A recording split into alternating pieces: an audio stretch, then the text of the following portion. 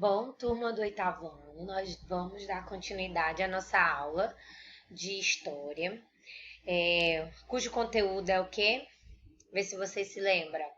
É revoluções inglesas. As revoluções inglesas, tá, gente? Que se deu por vários e vários motivos. O maior deles era o quê? A questão do absolutismo, que era o quê? O poder concentrado na mão dos reis, não é isso? E os reis fazerem parte, né, governar eu não vou dizer manipular, mas ele tinha tanto poder ao ponto de influenciar, mandar e desmandar no parlamento, do parlamento fazer só o que eles quiserem. Só que assim, gente, nem todos os governos de todos os reis foram marcados pelo rei tendo poder absoluto sobre o parlamento. Em alguns governos aconteceu, como eu falei na aula passada, do parlamento ter o poder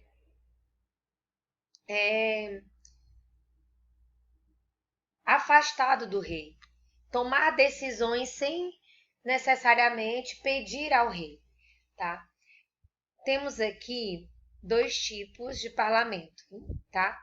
Os dois tipos de câmara dentro do parlamento, que era a Câmara dos Lordes.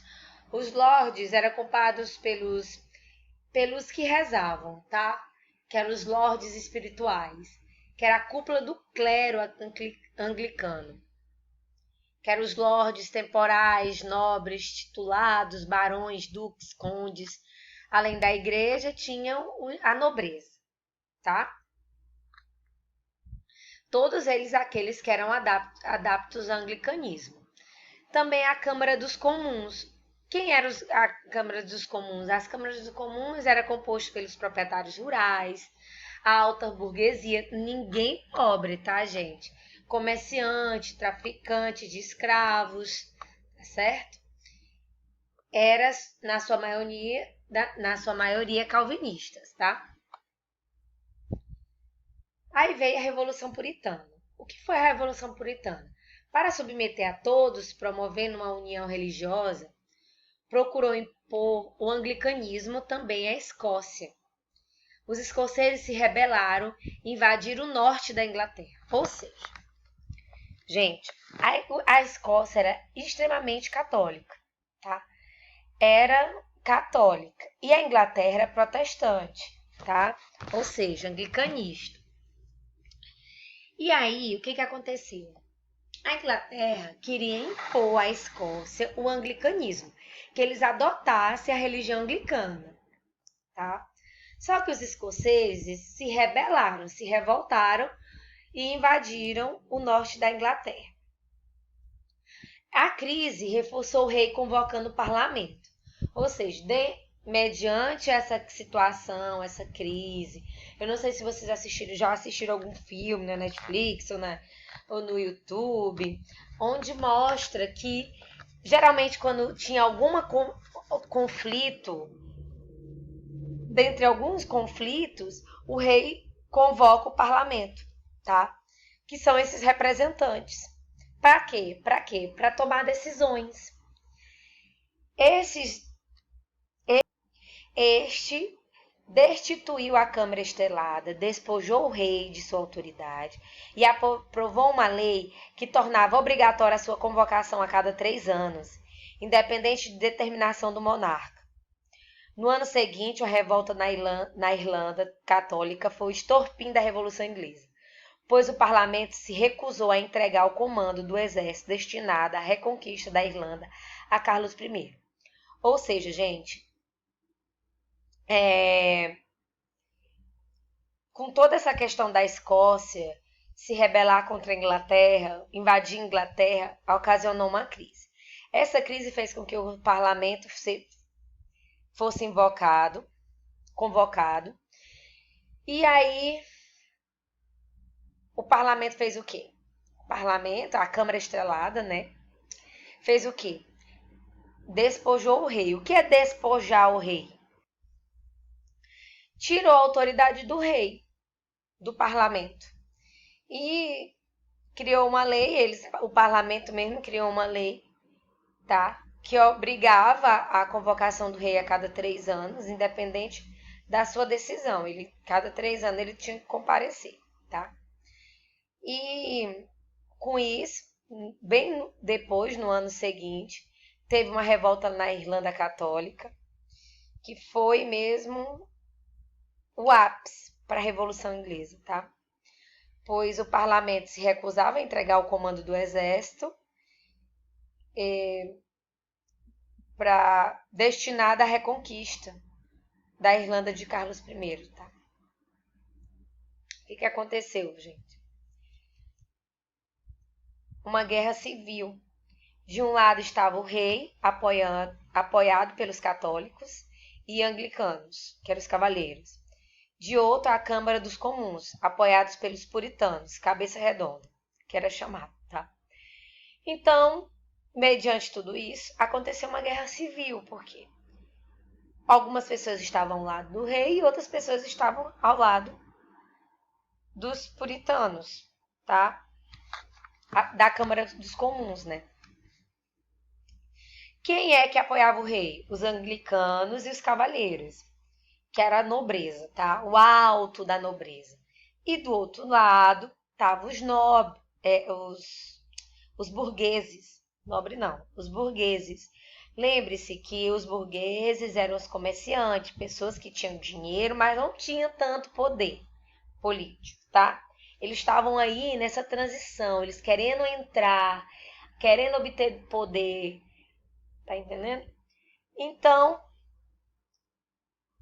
essa guerra civil surgiu um líder político e militar que se destacou na história da Grã-Bretanha, que foi Oliver Cromwell. Ele organiza um exército no parlamento, segundo o novo modelo, New Modern Army, que significa exército do novo tipo. Posição por mérito, ele acabou tendo essa posição por mérito dele mesmo, acabaram elegendo ele, tá?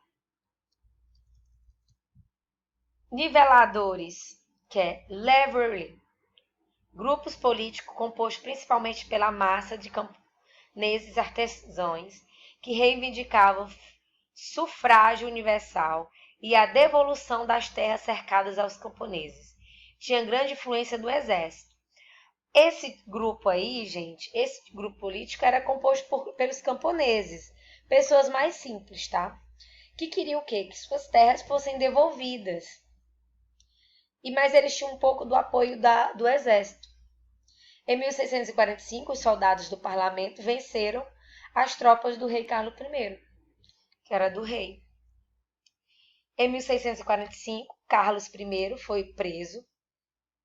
Setores do parlamento, porém, assustados com as pretensões dos niveladores, que tentavam tomar o controle do exército, resolveram se unir ao rei. Estes, porém, aproveitou a situação para fugir para a Escócia, em cujo parlamento acreditava obter proteção. Ledwigano foi entregue aos ingleses em troca de 4.000 libras esterlinas, que o decapitaram, proclamando a República em 19 de maio de 1649. Ou seja, teve uma parte do parlamento que estava bem assustada, tá? Acabaram se unindo ao rei. Mas ficou com medo da opressão desse novo grupo. Aí fugiu para a Escócia. Foram para a Escócia pensando que iam obter proteção política. Na verdade, foi entregue em troca de 4.000 libras esterlinas, tá? E eles foram decapitados, foram mortos. E foi nesse período que foi proclamada a República. Aí veio a República Puritana. Tá. A República, na Inglaterra, esteve longe de ser democrática, gente. Não era uma república democrática, onde todo mundo tinha participação, todo mundo tinha voz, nada disso. Apoiado pelo exército, Cromwell se impôs contra o Conselho de Estado, poder executivo e o parlamento. Não atendeu às pretensões dos escavadores, que eram os diggers, a ala mais radical dos niveladores, e os derrotou. Eles não foram bem assim com seus aliados, tá? Em 1653, sob o título de Lorde Protetor, transformou-se em um ditador vitalício e hereditário. Ele colocou o seu poder no extremo, tá? E colocou o seu poder como vitalício. Ninguém tá só diante da sua morte que ele saía do poder. Sob a ditadura cromwelliana, a estrutura feudais ainda existente na Inglaterra foram eliminadas. Não existia mais o sistema feudal. Por quê? O sistema feudal ele colocava o poder na mão de donos de terra. Então, o que é a primeira coisa que ele fez como ditador foi eliminar o sistema. As terras dos partidários do rei e da igreja anglicana foram confiscadas e vendidas aos produtores rurais. O liberalismo econômico estava em vigor na prática. Em 1651, Cromwell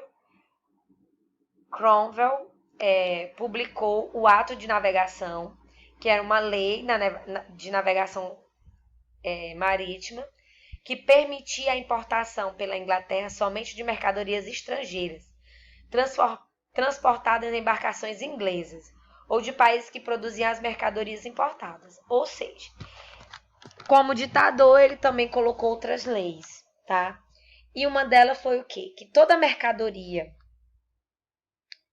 importada pela Inglaterra só poderia ser mercadoria estrangeira se tivesse embarcações inglesas, tá?